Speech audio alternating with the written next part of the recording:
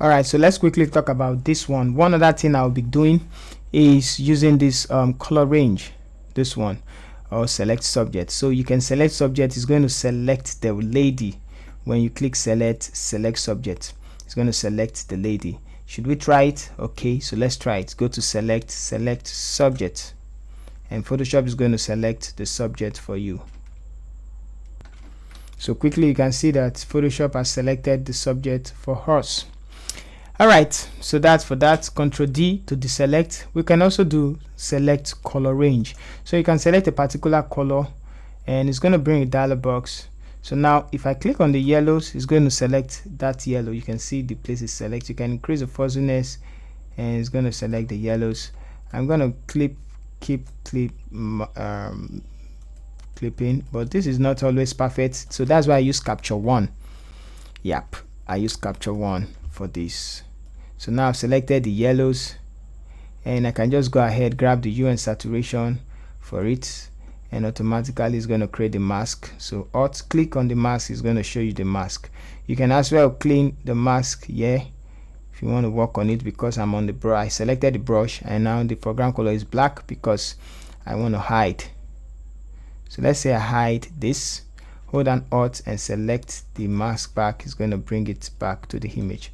Now this will always pop up whenever you select the mask. It's called mask property. So when you select this one next to it, it's going to bring you to the hue and saturation. You can now desaturate the color yellow in the image, or you change the hue to any other color, or you change the lightness of it to bright and white. So that's one thing I also use, selecting what? Select color range. I don't use focus area, I use subject and color range. So one other thing, which is the last, whenever you see this, let's open up here in saturation. Whenever you see this hand,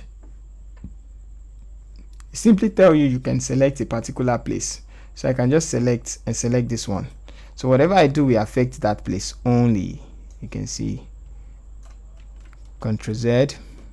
Let's reset, select the hand. If I select somewhere the background, select the hand, select this color, whatever I do, it's going to affect that color only. You can see. So reset. So that's for that one. It's also in curve, so you can just go to curve. If you don't know the color, let's say this is yellow, I can just go ahead, go to the blues. Opposite of blue is yellow.